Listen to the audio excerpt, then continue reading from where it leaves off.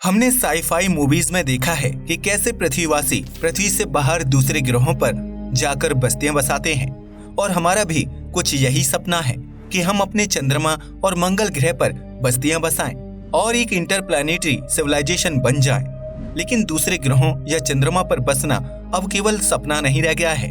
NASA के Artemis mission के जरिए उस दौर की शुरुआत होने वाली है जब हम ह्यूमन सचमुच डीप स्पेस ट्रैवल को अंजाम देंगे और मंगल और चांद जैसे कई ग्रहों और उपग्रहों को भविष्य में कॉलोनाइज कर सकेंगे। आज की इस वीडियो में हम जानेंगे कि यह आर्टेमिस मिशन क्या है और इसे किस तरह से अंजाम दिया जाएगा। तो चलिए वीडियो को शुरू करते हैं। साल 1968 से 1972 तक अमेरिका ने इंसानों को चांद पर उतारने के लिए कुल 9 मिशन किए, जिनमें से 6 मिशन सफल रहे। चांद पर किए गए इन मिशन के दौरान नील आर्मस्ट्रॉन्ग सहित कुल 12 लोगों ने चांद की धरती को छुआ था। चांद पर भेजे गए 9 मिशन में से आखिरी मिशन था अपोलो 17, जिसे साल 1972 में नासा के द्वारा भेजा गया था और यह अपोलो प्रोग्राम का अंतिम मिशन था। इसके बाद से दुनिया भर की किसी भी स्पेस एजेंसी ने चांद पर मानव मिशन नहीं किए और चांद पर किसी भी मानव मिशन को किए हुए आज 50 साल से भी अधिक हो चुके हैं। किंतु अब 50 सालों के बाद एक बार फिर से इतिहास खुद को दोहराने वाला है। एक बार फिर से चांद पर एक नए दौर की टेक्नोलॉजी के साथ नए एरा की शुरुआत होने वाली है। चांद पर किए जाने वाले आर्टेमिस मिशन का मकसद साल 2024 तक पहली महिला एस्ट्रोनॉट्स और अगले पुरुष एस्ट्रोनॉट्स को चांद की सतह पर उतारना है। आज से पहले जितने भी मानव मिशन चांद पर किए जा चुके हैं, उन सभी मिशन में जाने वाले एस्ट्रोनॉट्स केवल कुछ ही समय के लिए चांद पर जाते थे और इसके बाद वे चांद से वापस आ जाते थे। किंतु नासा के द्वारा किए जा रहे इस आर्टेमिस मिशन में जाने वाले एस्ट्रोनॉट्स इस बार अधिक समय तक चांद पर रहेंगे और इस बार वे चांद की सतह पर रिसर्च करने के लिए साल 2028 तक आर्टेमिस बेस को बनाएंगे। वैज्ञानिकों ने चांद की सतह पर आर्टेमिस बेस बनाने के लिए एक बहुत बड़े गड्ढे शैकलटन क्रेटर को निर्धारित किया है। यह गड्ढा 2 मील गहरा और 12 मील चौड़ा है। एक बार आप ये सोच कर देखिए कि मानव निर्मित एक बड़ा लूनर बेस इस गड्ढे के अंदर अंधेरे और काले क्षेत्र में होगा। लेकिन आपके दिमाग में ये सवाल आ सकता है कि आखिर चांद की सतह पर हमें लूनर बेस बनाने की क्या जरूरत है और इस लूनर बेस को बनाने से हमें क्या फायदा होगा। आगे आने वाले मिशन में इस लूनर बेस का क्या योगदान होगा। इसका जवाब है चांद पर अत्यधिक मात्रा में बेशकीमती धातु गोल्ड, प्लैटिनम, टाइटेनियम और अन्य रेयर अर्थ मेटल अत्यधिक मात्रा में मौजूद हैं।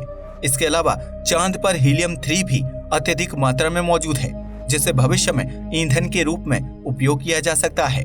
किंतु किसी भी बाहरी स्पेस बॉडी पर जो सबसे बड़ा खजाना होता है वो है पानी।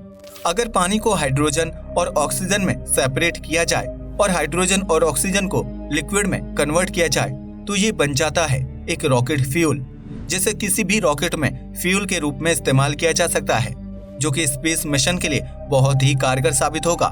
यदि हम चांद पर बर्फ के रूप में मौजूद पानी का उपयोग करके रॉकेट फ्यूल बनाने में सफल हो जाते हैं तो धरती से दूर चांद पर भी हमारे पास रॉकेट फ्यूल होगा। और यदि ऐसा होता है तो पृथ्वी से लॉन्च किए गए किसी भी स्पेसक्राफ्ट को चांद पर जाकर फिर से रिफिल किया जा सकेगा। वैज्ञानिकों के द्वारा ऑब्जर्व किए गए डेटा के अनुसार चांद पर शैकलटन क्रेटर की गहराई में पानी बर्फ के रूप में मौजूद है। वैज्ञानिक मानते हैं कि यदि वहां पर बर्फ के रूप में पानी मौजूद है तो इसका इस्तेमाल करके हम रॉकेट फ्यूल बना सकते हैं। नासा के वैज्ञानिकों का मानना है कि चांद की सतह पर 600 मिलियन से लेकर 1 बिलियन मीट्रिक टन तक बर्फ मौजूद है। यह बर्फ भविष्य में किए जाने वाले स्पेस मिशन के लिए बहुत बड़ा खजाना है।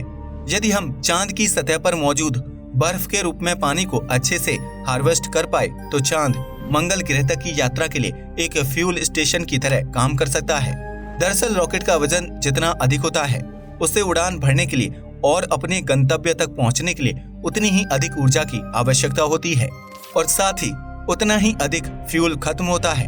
यदि हम किसी स्पेसक्राफ्ट को बहुत अधिक दूर तक भेजना चाहते हैं तो हमें अधिक मात्रा में फ्यूल की आवश्यकता होगी और यदि हम अधिक मात्रा में फ्यूल उस स्पेसक्राफ्ट या रॉकेट में डाल देंगे तो इस वजह से भी उस स्पेसक्राफ्ट या रॉकेट का वजन बढ़ जाएगा। फिर उसे उड़ान भरने के लिए अधिक ऊर्जा की आवश्यकता होगी। किंतु कैसा होगा यदि हम किसी स्पेसक्राफ्ट या रॉकेट को कम फ्यूल के साथ धरती से लॉन्च करें और फिर उस स्पेसक्राफ्ट या रॉकेट को चांद पर स्थित फ्यूल स्टेशन की मदद से उसे फिर से रिफिल कर दें। चांद पर रिफिल करने के दौरान हम उसमें अधिक मात्रा में फ्यूल भी डाल सकते हैं। स्पेसक्राफ्ट या रॉकेट को चांद की सतह से उड़ान भरने में अपेक्षाकृत बहुत ही कम फ्यूल की आवश्यकता होती है, क्योंकि चांद का पलायन वेग यानी कि एस्केप वेलोसिटी कम होता है और ऐसा करने से वह रॉकेट या स्पेसक्राफ्ट एक बार फिर से एक लंबे मिशन के लिए तैयार हो सकते हैं। हालांकि वैज्ञानिकों ने बहुत समय पहले ही चांद पर बर्फ के होने के संकेत देखे थे, लेकिन चांद पर पानी की उपस्थिति का पहला निश्चित प्रमाण 2018 में मिला। चंद्रमा पर सत्यापित रूप से सबसे पहले पानी की खोज भारत के द्वारा भेजे गए चंद्रयान-1 के द्वारा किया गया। हमारी पृथ्वी पर भी बहुत अधिक मात्रा में पानी है, किंतु ये बहुत ही भारी है और इसका वजन प्रति घन मीटर 1000 केजी आता है। इतना भारी होने के कारण पृथ्वी के पानी को फ्यूल के दृष्टिकोण से अंतरिक्ष में ले जाने में भारी ऊर्जा खर्च करनी होगी, जिसमें अत्यधिक लागत आएगी। किंतु यदि इसके बदले हम पृथ्वी के गुरुत्वाकर्षण खिंचाव से परे पानी का संचयन यानी कि स्टोरेज करने का एक तरीका खोज करते हैं, जैसे कि चंद्रमा पर, तो इनसे हमें बहुत अधिक लाभ पहुंच सकता है। किंतु चांद पर यह फ्यूल स्टेशन बनाना इतना आसान नहीं होने वाला है और हमें चांद पर लूनर बेस बनाने के लिए बहुत अधिक चुनौतियों का सामना करना पड़ेगा। आर्टेमिस प्रोग्राम के 4 मेन कंपोनेंट हैं, जिसमें से पहला है स्पेस लॉन्च सिस्टम रॉकेट यानी SLR। यह रॉकेट अभी तक का सबसे पावरफुल रॉकेट होगा जो स्पेसक्राफ्ट को पृथ्वी से बाहर तक लेकर जाएगा। नासा के इस आर्टेमिस प्रोग्राम का दूसरा मेन कंपोनेंट है ओरियन स्पेसक्राफ्ट, जो इस मिशन के एस्ट्रोनॉट्स को चांद की सतह तक लेकर जाएगा। इस प्रोग्राम का तीसरा कंपोनेंट होगा लूनर गेटवे, जो चांद के चारों तरफ चक्कर लगा रहा होगा। यह एक प्रकार का छोटा स्पेस स्टेशन होगा। इस प्रोग्राम का चौथा मेन कंपोनेंट होगा ह्यूमन लैंडिंग सिस्टम। चांद पर जाने वाले एस्ट्रोनॉट्स इसी ह्यूमन लैंडिंग सिस्टम की मदद से चांद की सतह पर उतरेंगे और इस प्रोग्राम के तहत ये चारों ही सिस्टम एक साथ ऑपरेट किए जाएंगे। चलिए अब ये जानने की कोशिश करते हैं कि आखिर आर्टेमिस मिशन को अंजाम कैसे दिया जाएगा। आर्टेमिस मिशन के दौरान सबसे पहले एस्ट्रोनॉट्स को चांद की सतह पर नहीं उतारा जा सकता है, क्योंकि चांद पर किसी भी एस्ट्रोनॉट को भेजने में बहुत अधिक रिस्क होगा। किसी भी मानव मिशन को करने से पहले या किसी भी मानव को किसी अन्य स्पेस बॉडी पर भेजने से पहले यह सुनिश्चित करना बहुत ही जरूरी हो जाता है कि चांद या किसी स्पेस बॉडी पर भेजने और वहां से वापस आने में जिस टेक्नोलॉजी का उपयोग हो रहा है वह टेक्नोलॉजी ठीक से काम कर रही है या नहीं। टेक्नोलॉजी के टेस्टिंग के लिए वैज्ञानिक अनमैन्ड मिशन करते हैं, यानी कि बिना किसी एस्ट्रोनॉट के ही उस टेक्नोलॉजी का उपयोग किया जाता है और जब उनमें सफलता मिल जाती है तब जाकर उस टेक्नोलॉजी का उपयोग मैन मिशन के लिए किया जाता है। इसमें उन्हीं रॉकेट और उन्हीं टेक्नोलॉजी का उपयोग किया जाता है जिस टेक्नोलॉजी का उपयोग पहले अनमैन्ड मिशन में किया जा चुका होता है। और ऐसा ही कुछ वैज्ञानिकों ने अपोलो प्रोग्राम में भी एस्ट्रोनॉट्स को चांद की सतह पर उतारने के लिए किया था। अपोलो 4, अपोलो 5 और अपोलो 6 इन 3 मिशन के अनमैन्ड मिशन को सबसे पहले अंजाम दिया गया था। उसके बाद फिर अपोलो 7, अपोलो 8, अपोलो 9 और अपोलो 10 को अंजाम दिया गया, जिन पर भेजे गए एस्ट्रोनॉट्स को चांद की सतह पर उतरने के लिए नहीं भेजा गया था, बल्कि इसे केवल टेस्ट करने के लिए ही भेजा गया था कि यह टेक्नोलॉजी ठीक से काम कर रही है या नहीं। और इस वजह से इसमें केवल एस्ट्रोनॉट ही शामिल थे। इसमें चांद की सतह पर उतरने के लिए लैंडर मौजूद नहीं था। अपोलो 7, अपोलो 8, अपोलो 9 और अपोलो 10 मिशन में एस्ट्रोनॉट्स चांद पर गए तो थे, लेकिन वे चांद की ऑर्बिट में घूमकर फिर से वापस पृथ्वी पर आ गए थे। जब वैज्ञानिकों ने इन मिशन के द्वारा यह सुनिश्चित कर लिया कि वे एस्ट्रोनॉट्स को चांद पर उतारने में सक्षम हैं, तब जाकर उन्होंने अपोलो 11 को लॉन्च किया था और इंसानों को चांद की धरती पर पहली बार उतारा गया। ठीक उसी तरह से आर्टेमिस प्रोग्राम के तहत भी ऐसा ही किया जाएगा। आर्टेमिस प्रोग्राम के पहले फेज में 3 मिशन किए जाएंगे, जिसमें आर्टेमिस 1 एक टेस्ट फ्लाइट होगी। इस टेस्ट फ्लाइट के दौरान SLR रॉकेट के द्वारा ओरियन स्पेसक्राफ्ट को लॉन्च किया जाएगा। इस टेस्ट फ्लाइट के दौरान इस स्पेसक्राफ्ट में कोई भी एस्ट्रोनॉट्स मौजूद नहीं होगा और इस मिशन का मकसद यह सुनिश्चित करना होगा कि एस्ट्रोनॉट्स को ले जाने के लिए जिस रॉकेट और जिस स्पेसक्राफ्ट को इस्तेमाल में लिया जाएगा वह उसके लिए सेफ है या नहीं। यानी इस मिशन के दौरान यह सुनिश्चित किया जाएगा कि यह टेक्नोलॉजी किसी इंसान को चांद पर ले जाने में सक्षम है या नहीं। इस मिशन के दौरान 13 छोटे छोटे सैटेलाइट को भी लॉन्च किया जाएगा और जब यह आर्टेमिस 1 सफल हो जाएगा तो उसके बाद फिर आर्टेमिस 2 को लॉन्च किया जाएगा और इस मिशन में एस्ट्रोनॉट्स को भेजा जाएगा। इस मिशन का मकसद ये पता लगाना होगा कि इस स्पेसक्राफ्ट का लाइफ सपोर्ट सिस्टम भविष्य में किए जाने वाले मून मिशन के लिए लंबे समय तक सस्टेन करेगा या नहीं। इस मिशन के दौरान 4 एस्ट्रोनॉट्स को लूनर ऑर्बिट में भेजा जाएगा और फिर वे लोग चांद की 4 दिन तक परिक्रमा करने के बाद पृथ्वी पर लौट आएंगे। जब आर्टेमिस 2 मिशन सफल हो जाएगा तब आर्टेमिस 3 को लॉन्च किया जाएगा और इसमें पहली बार कोई वुमेन चंद्रमा की सतह को छुएगी और एक बार फिर से 50 सालों के बाद इंसान चंद्रमा पर होगा। आर्टेमिस 3 को साल 2024 में लॉन्च किया जाना है। स्पेस लॉन्च सिस्टम यानी SLS को साल 2011 से ही डेवलप किया जा रहा है। जब नासा ने सबसे पहली बार आर्टेमिस प्रोग्राम को अनाउंस किया था तभी से इसे अच्छे से अच्छा बनाने की कोशिश की जा रही है।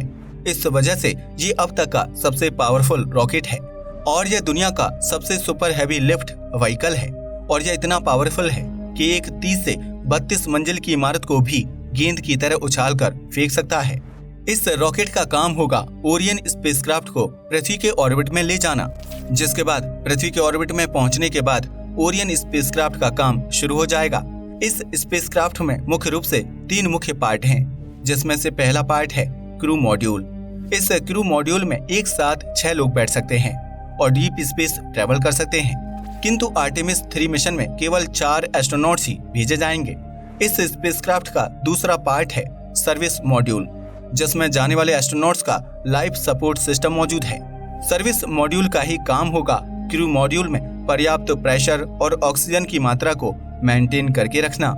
इसके साथ साथ इस सर्विस मॉड्यूल में एक इंजन भी है जिसे डीप स्पेस में ऑपरेट किया जाएगा।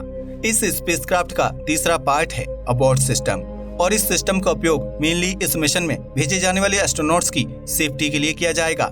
यदि किसी कारणवश लॉन्च से लेकर पृथ्वी के ऑर्बिट में प्रवेश करने तक मिशन में कोई गड़बड़ी होती है तो इस मिशन में शामिल एस्ट्रोनॉट्स इस अबॉर्ट सिस्टम की मदद से अपनी जान बचा पाएंगे। जब ओरियन स्पेसक्राफ्ट एक बार पृथ्वी के ऑर्बिट में पहुंच जाएगा तब स्पेसक्राफ्ट का लोड कम करने के लिए अबॉर्ट सिस्टम इससे अलग हो जाएगा, क्योंकि अब ओरियन स्पेसक्राफ्ट खुद ही सेफली अबॉर्ट कर सकता है। एक बार रॉकेट से अलग होने के बाद स्पेसक्राफ्ट चांद की सतह की ओर गोली से भी अधिक तेज रफ्तार के साथ बढ़ेगा। इस मिशन को नासा अकेले ही अंजाम नहीं दे रहा है, बल्कि इसमें नासा का साथ कुछ अंतर्राष्ट्रीय स्पेस एजेंसी और प्राइवेट कंपनी भी नासा के सहयोगी होंगे। यह स्पेसक्राफ्ट चांद तक तो पहुंच जाएगा, लेकिन वहां उतरने के लिए अपने साथ लैंडर को लेकर नहीं जाएगा। इसलिए स्पेसएक्स इस मिशन के होने से पहले ही चांद के ऑर्बिट में ह्यूमन लैंडिंग सिस्टम को स्थापित कर देगा। जब यह स्पेसक्राफ्ट चांद के ऑर्बिट में पहुंच जाएगा तब वहां पहले से मौजूद ह्यूमन लैंडिंग सिस्टम के साथ जुड़ जाएगा।